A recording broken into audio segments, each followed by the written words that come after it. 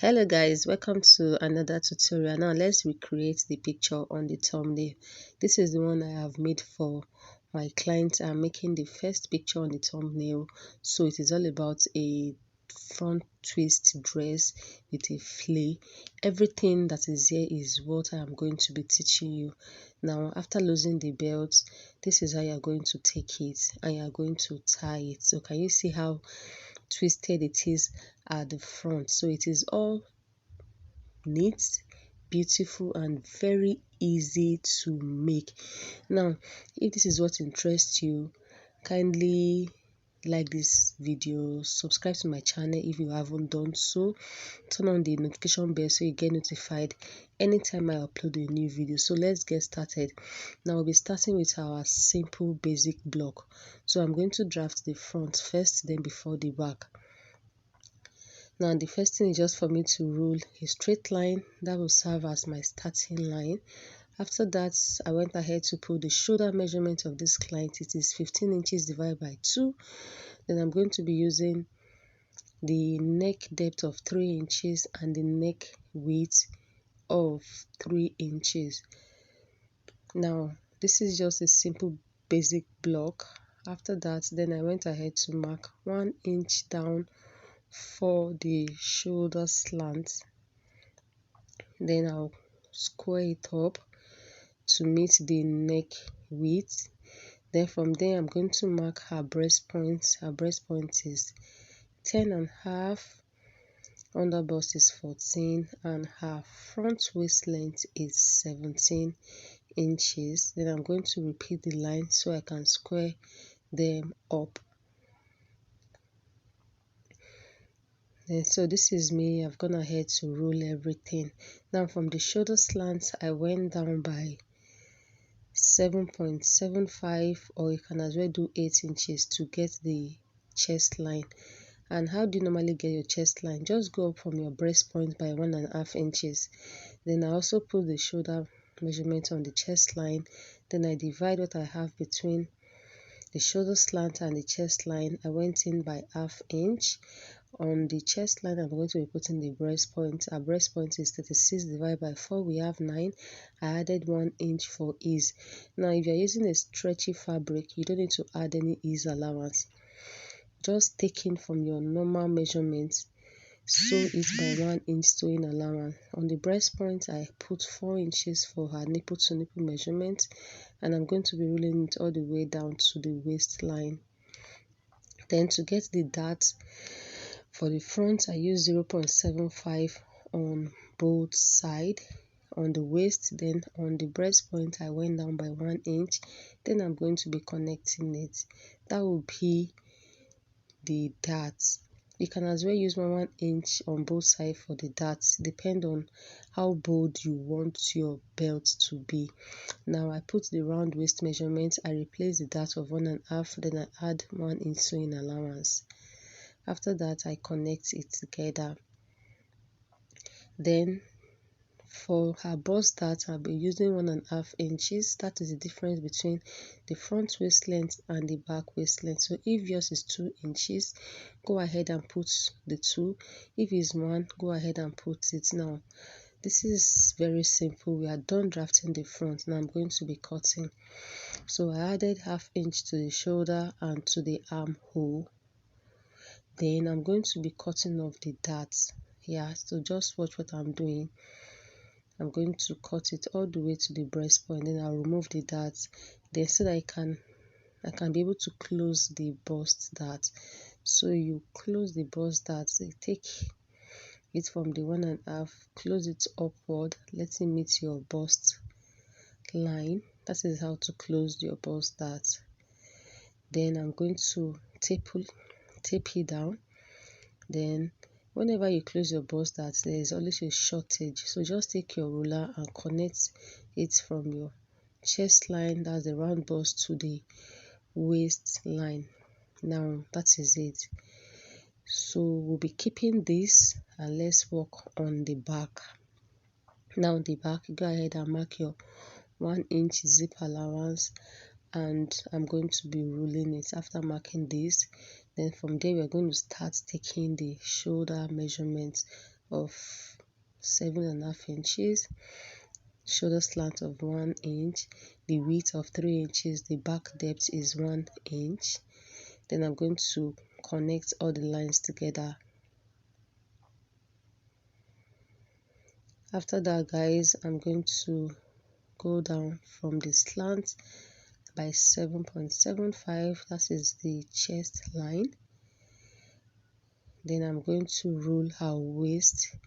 Now before the waist, I put the shoulder measurement on the chest line.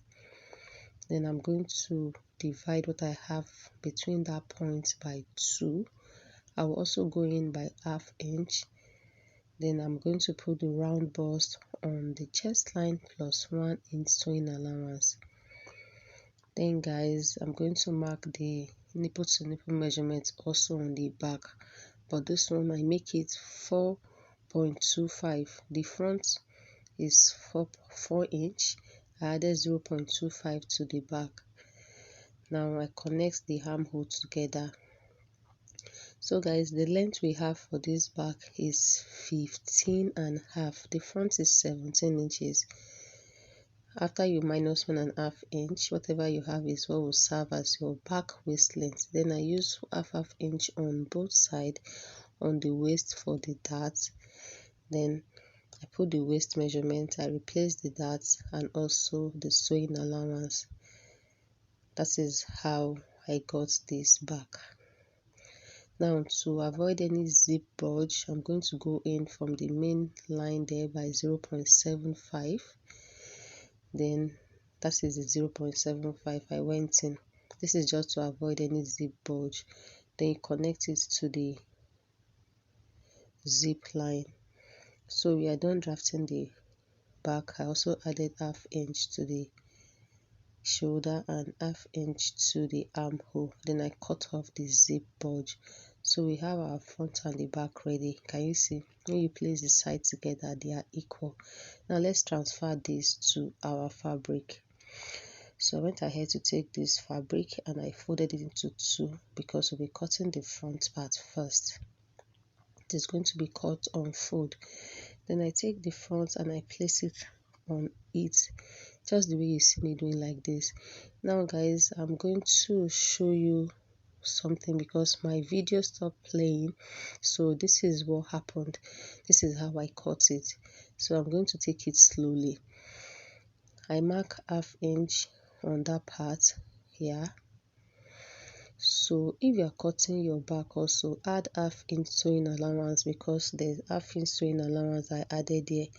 Now it is only the darts that we cut off that you are going to measure it all the way down. So you cut the center front, you cut it off, then you cut this other side. So the only place you leave is just the dart. So because it is cut on fold, when you now open it up, it's going to give you something like this. I hope you understand. If you don't understand, you can just rewind that place and watch it. Then you fold it like this, right side to right side. And now I'm going to be sewing that point there with 0.25. After sewing, or before sewing, you can just notch it a little so you sew. Then you fold the other one like that, and you also notch. Then you can sew all the way down. Now for the back, this is it. I added ½ inch to this back, that is the hemline. Then I notch the darts. Then I'm going to be sewing the darts. That is, we are transferring what we have on the paper to the fabric. After sewing our darts on the back, this is it. Now this is it. The front, I've gone ahead to sew it. Now we're going to be pulling it out from the inside. Can you see? So take your hand inside the hole and you're going to pull it out. So when you pull it out, you have something like this. Now at this point, I'm actually going to extend this rope. I'm just going to cut off some rope and I'm going to extend it.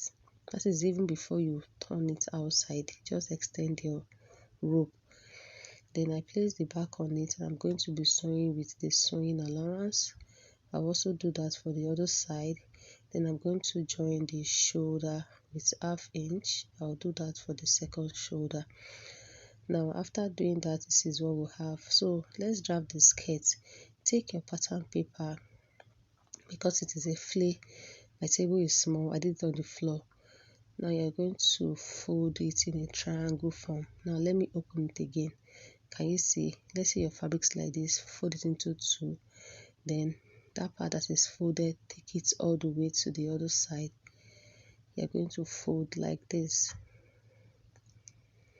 After folding, then that should serve as your waist, round waist divided by 4. Then from your round waist divided by 4, measure the length of your flay.